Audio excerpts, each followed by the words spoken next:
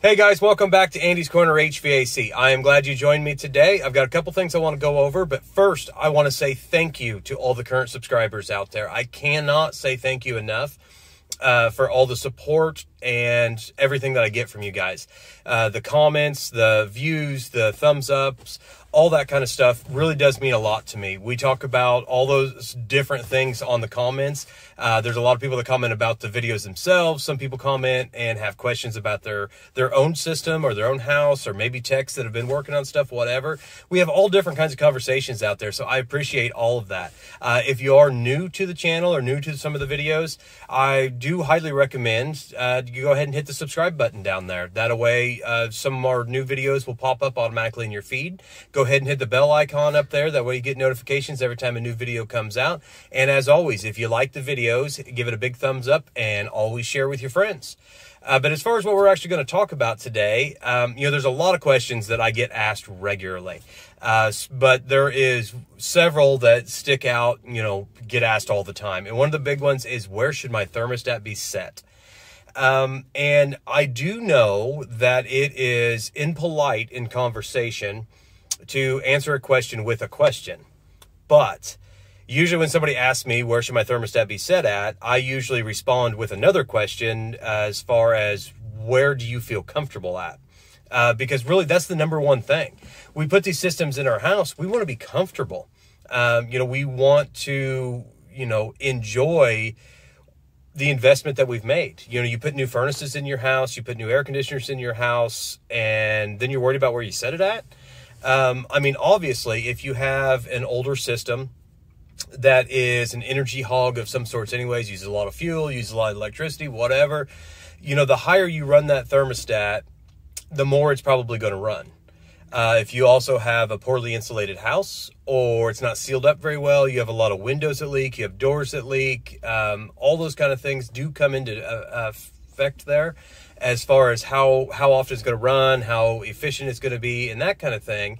But my biggest thing is, if in most of these modern homes out there that we work on, there's a lot of newer high efficiency furnaces, there's heat pumps, there's high efficiency gas, geothermal boilers, high efficiency boilers, all these different pieces of equipment out there, that you have invested good money into. Why would you want to be uncomfortable? I talk to so many people and they're like, well, it's always cold in here. It just feels cold all the time. It's like, well, what do you keep your thermostat set on? And they're like, oh, like 62 in the winter. And it's like, to me, 62 is going to be cold. I'm not going to sit around and watch TV at 62 degrees. I'm going to be cold at that temperature. They're like, well, if you don't feel warm, why not turn it up? And they immediately say, well, it's going to run the heat bill up. It's going to cost so much more. Maybe, but it depends on what you have. If you have a modern high efficiency furnace, running it a couple more degrees just to stay warm or to stay comfortable is not going to cost you that much extra. So, there are so many variables there that come into play, that my biggest thing is you need to be comfortable. Because if you're not comfortable, what was the point of that investment? I know we have to heat our houses to, keep the pipes from freezing, keep the house in good shape and condition and all that kind of thing. But the number one thing is to make us comfortable, or to keep us comfortable. So if you got a high efficiency piece of equipment, don't run it down so low in the winter that you're not comfortable. Go ahead and run it a little warmer to where you're comfortable. It's just like heat pumps. I've got several videos out there about heat pumps, because we do get a lot of questions about them, because there's a lot of misconception on how a heat pump works, what it does, how it heats the home, and all that kind of thing.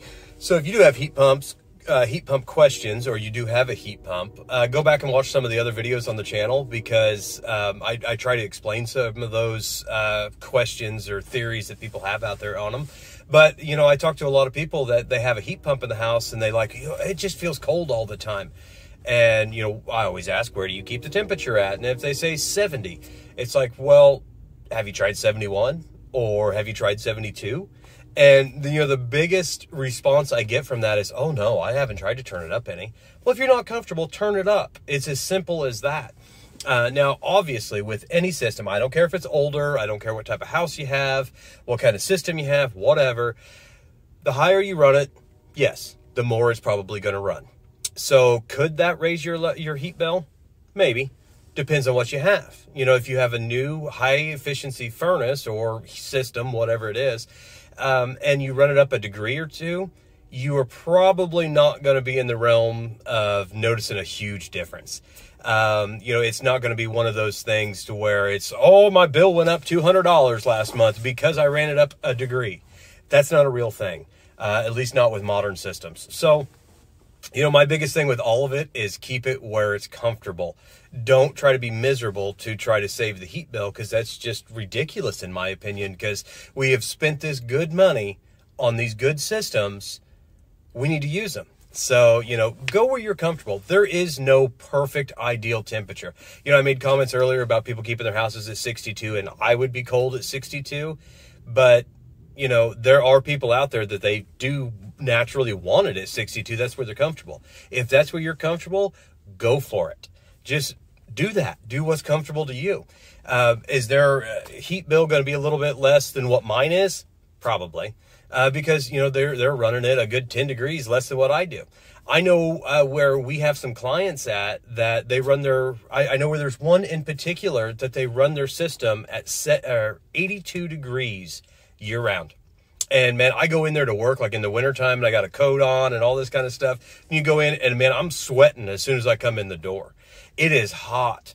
But there's an older couple that live there, and they like it warm. They don't want to be cold. I get it. I don't want to be cold either. 82 is too much for me, but 82 is perfect for them, and they have figured that out. So that's where they keep it. They also have a geothermal, so their efficiency is pretty good either way. So, you know, their bills aren't outrageous. They're comfortable. They're warm. The house is doing good. They're happy with it. Run it there. Me, in particular, I usually go for 70, 72. Kind of depends on what I'm feeling that day. If we're sitting around, laying on the couch, watching TV, and it feels a little cool, I got no problems getting up and turning that thing up to 72. Now, hell, who am I kidding? I have a Wi-Fi thermostat, so I pull my phone out, which is always in my pocket anyway, just like everybody else, and I get my app out, and I turn it up to 72. But, you know, that's my perfect temperature. There is a pretty good average out there, at least in our area, where people usually that 70, 72 is a pretty good average. There's people that love 68. There's people that love 74.